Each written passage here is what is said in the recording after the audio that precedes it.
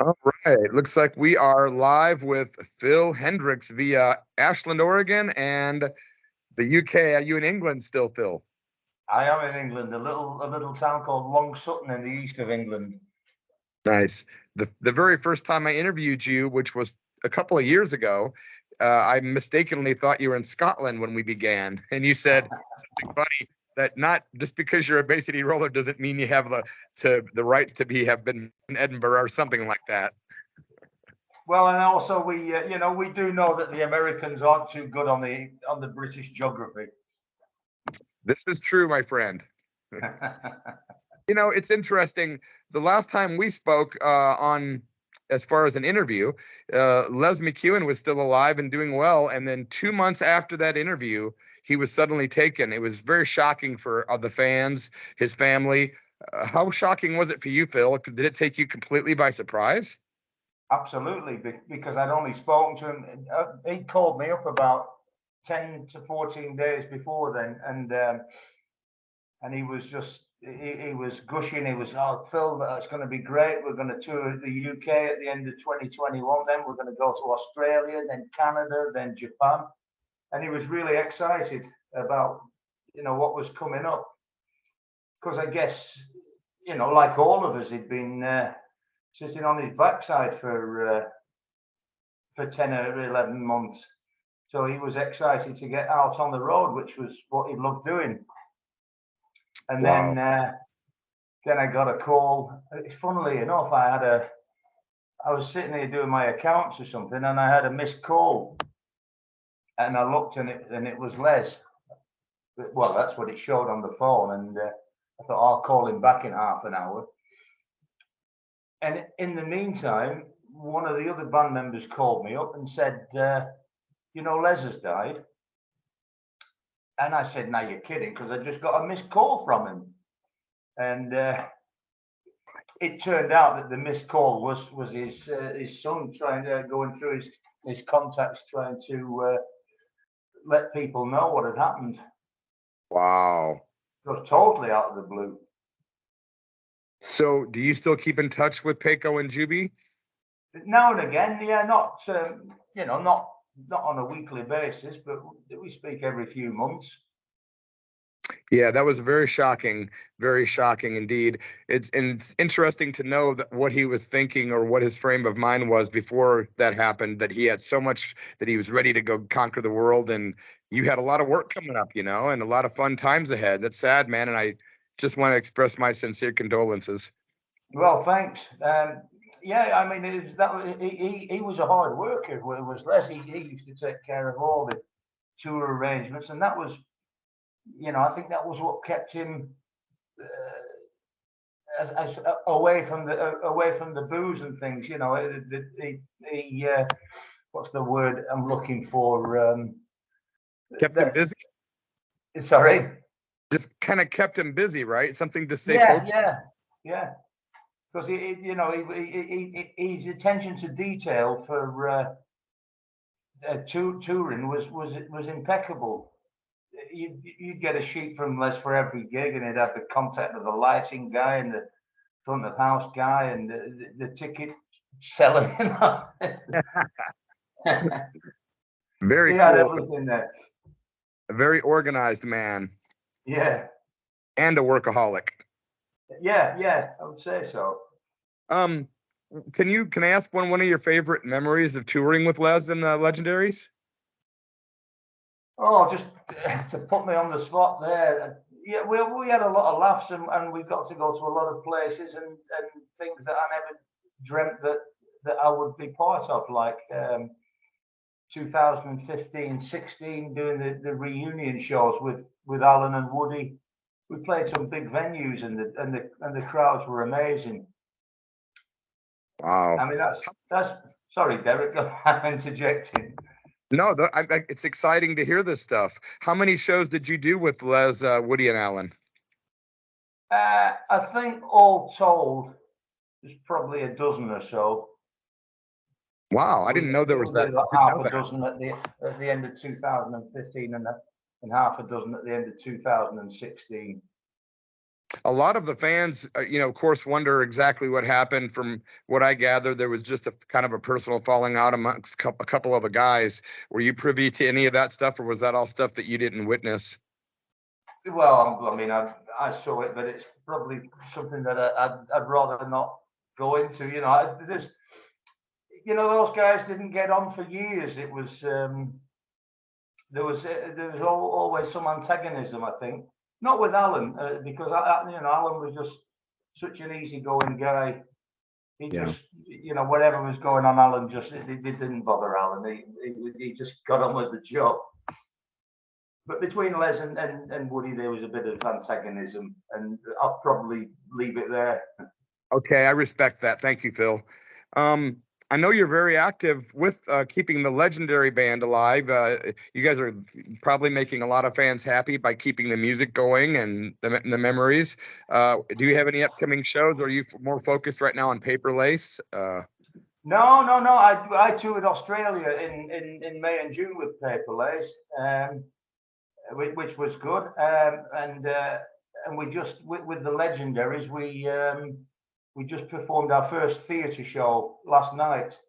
Little theatre called the Madden Market Theatre in Norwich, which was almost sold out. So that was fantastic, because we had to think long and hard before we thought we could do this thing. We didn't want people to say, "Oh, it's straight away after Les died that we just carried on as normal." So we needed the approval of the fans and the approval of Les's wife and son, really. And the reception has just been fantastic. You get the odd person who said it's not the same without Les, but we can't do anything about that. Yeah, it's definitely the majority vote that it's people would rather have you guys around keeping that music going than not. And you're definitely doing it in a respectful fashion, and you're all good guys too. So it's not like you have any bad intentions. Well, I hope so, and I hope people see that. But so far, as I say, the reception has been fantastic. I had the opportunity to interview your bandmate Philip Wright from Paper Lace, and he was awesome.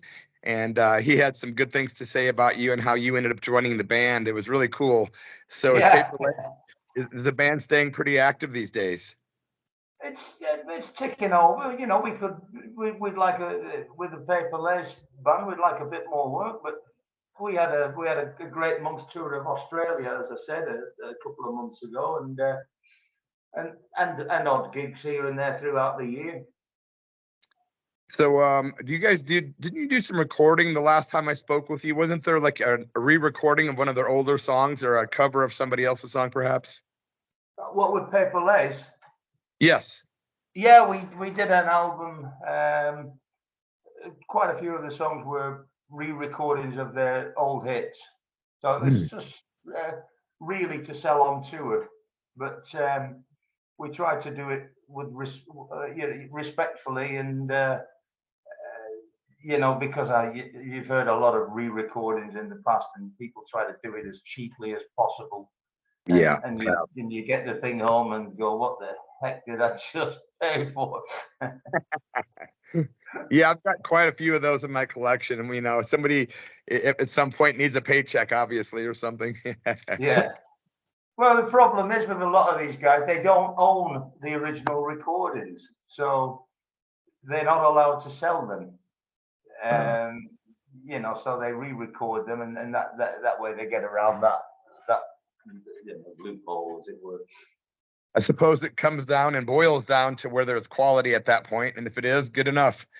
Exactly. Well, if you have some integrity about the music that you produce, you do it right.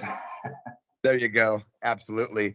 How about the original Jukebox Heroes? What's up with you guys, Jukebox Heroes?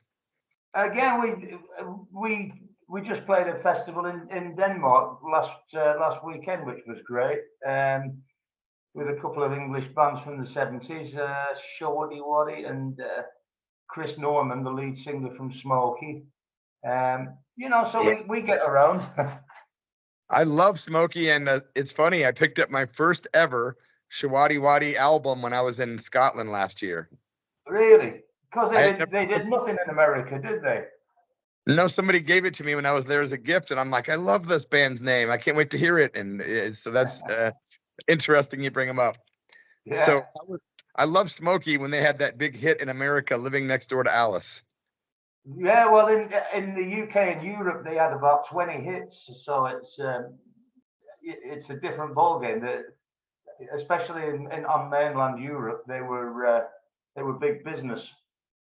It's interesting how you can be in different places and your perception of song or a person's fame is completely different based on reality, because you don't see that, say, in Japan, that person's like triple platinum, but maybe over in Alabama, USA, they haven't sold an 8-track. Exactly. Yeah. I mean, somebody gave me a Best of the Doobie Brothers recently, and I thought, well, in England, we know them for 2, maybe 3 songs. But of course, they were probably huge in the States. I did not know that, because I have a couple of friends, guy friends in Edinburgh and Stirling area of Scotland that are big Doobie Brothers fans. So I would have thought they were huge there. That's wild. I think they sold albums, but in terms of hit singles that Joe Public would remember, you're probably talking about Listen to the Music and What a Fool Believes, I think. Okay. Well, awesome. That's very, very interesting. So you seem like you stay very busy. Do you still play guitar with your wife's Blondie tribute band as well? Yeah, we've got a big festival called Rewind Festival tomorrow. So I'm spinning plates at the minute, Derek. I don't know which band I'm in from one day to the next. Now, can you plug her band? I'd love to give her band a plug. Michelle's Blondie tribute band is called Blondie with a D at the end. Nice. How long has that band been going on? For quite a while, right? Yeah, about 15 years. Wow, that's awesome. Mm-hmm. I know the photos look great of you two together. That's cool. Oh, thank you. You still play that same guitar that was on the cover of Radio Europe, that nice, sparkly, awesome guitar? Radio Calling, you mean? Oh, gosh, I'm thinking of The Clash or somebody. Yeah, no, I'm still playing that. That's the ESP Silver Sparkle. Yeah, Radio Calling, right? Yeah. Okay, yeah, that is such a brilliant guitar. I love that. Every time I see you with that guitar, I always think of that album too. It's like, yeah, lovely. Well, when I saw that, I just thought I got to have it. I don't care what it sounds like. That's rock and roll. Yeah. Are you a fan of the band Hanoi Rocks by chance? Hanoi Rocks. I used to love a track called Malibu Beach. Oh, that's a great one. Yeah. Yeah, and then and then the other one that I'm familiar with was a version of Up Around the Bend. Was it? Yeah. That's right. Yeah, the old CCR song. Well, a friend of mine produced Malibu Beach. The bass player from Mott the Hoople, Overend Watts, and the drummer from Mott the Hoople, Dale Griffin, produced Malibu Beach. Because there's a great little piano figure in there, and it's just so Mott the Hoople. Wow, that is such a cool piece. When I listen to that, I think I know who came up with that idea. That is a great piece of trivia. Thanks, man. I'm a big fan. What do you think of Michael Monroe as a front man? Well, I've never seen him. Oh, okay. I mean, only on video. I mean, the guy looks great. That's all I know. Well, recently the Lords of the New Church reunited, and he was the singer. That was pretty cool. I saw that from one of the Viva la Rock award show. Oh, wow. I didn't know that. And the only reason I'm talking other bands outside of your stuff is because I know you're a big fan of music. You used to do the archives. What was it? Cherry Red Records? Like Yeah, you did the liner notes, and I used to love reading those. Like I remember the last 3 Bay City Rollers albums. As a matter of fact, you did the liner notes for those. That's right. Yeah, the ones after Les left the band. You mean? With Duncan Fora. Yeah. Can I ask, what is your favorite, or do you have any favorite amongst those 3 albums? Yeah, I've got to try and remember. There was Elevator, Ricochet. Elevator. Yeah, I love. There's a track on there called "Hello and Welcome Home." I particularly like that one. Or is that on the Is that on the Elevator album? You know what? I'm pretty bad with my memory at this. I'm having some issues with memory, honestly. Well, it's on one of those 3 albums. Yes. Yeah, I personally, I like them all. I just wondered what your opinion was, because I know you're a music fan and all. I thought they were pretty fine albums, and but had it been a new band that didn't have the association, it could have they could have sold well. But I think in the history of music, once a band peaks and then the record sales fall off, it doesn't offer. It's very hard to reverse that. Yeah. It doesn't matter what you put out. Truth is truth. It can be the best record on earth, but if you don't have the push from the record company, or if the fan base has grown up or changed ages and all that kind of thing. Yeah, Plus, yeah. I'm certainly a fan of Duncan Four, but Les McKeown has some mighty big shoes to fill. He was a really, really amazing vocalist and frontman. Sure, yeah. I mean, he was the archetypal frontman, and working with him, you find people have a certain magic that you can't bottle. Yep, that's true. And Duncan, if you're listening, absolutely no disrespect, bro. I love those albums you're on. They're like very, very good albums. Amazing. And same for me, because I think that Duncan Ford is a very talented guy. Yeah, so that's cool that we can talk about it without worrying about offending him. He's a good guy, and from what I know of Duncan, he's one of the most kind people too, actually. Yeah. As far as to his fans, he tries to stay neutral and stay away from the drama, which is a good thing. Good man. One last question, Phil, unless I do want to plug whatever you're doing now, but going back to 77, we were talking about me being a punk rock veteran musician. In your roots, you did a little power punk rock stuff, which was amazing, with the Stiffs, of course. And I wondered, do you have any favorite punk rock bands of all time? Like, what are your favorite ones of all time? Oh, yeah, well, if I just think back to the ones there were certain bands who every record that came out, I had to have it. Then I'd say Generation X for starters. Yeah. The Skids I loved. The Vibrators, Stiff Little Fingers. I mean, there's loads of bands, but they were, those bands. As soon as the new LP came out or the new single, I was down the record shop. Awesome. Tell you, those are all great choices. What do you have coming up next? I know you're a perennial artist. You're always doing something. What is like the very next thing you're doing? Well, I mean, through what we've got left of the summer, I'm pretty busy with gigging, but I've got a new album that's I'd say 99.5% ready to go. So it's just finding a week or two where I can just sort out artwork and decide on the title and put the tracks in a particular order, and then we'll put it out. Awesome. What's the title of the new album? Well, that's a problem, isn't it? Because now you put me on the spot and I haven't decided yet. Well, I guess that's important. I was thinking of calling it. Is that it? Oh gosh, you also did some stuff with. Oh, sorry. Before I go there, when does the album drop? Any idea, or just coming soon? It's just as soon as I get time to sort artwork and mastering out, and I mean, we're talking probably about a month, probably October. Okay, awesome. And we'll be glad to play a song following this interview from that upcoming album. And I wanted to say one last thing. You did some gigs with the great Merrill Osmond. How was that experience? Merrill was fantastic. I landed the job with Merrill in. Well, the first show I did with him was an internet streaming show during lockdown. So it was a live broadcast, but with no audience. And then over the last couple of years, I've been playing with him whenever he tours the UK. And Merrill's a great guy to work with, another absolute professional, and he's got a great band too. And a few months ago, we recorded a duet together of one of my songs, which was a big honor. It was a song called all through the years. Nice. Very cool. Very cool. So we're going to do a song now from the upcoming album, Window Shopper. And what's that about? I think it was. Well, I shouldn't say I think it was. I wrote the damn thing.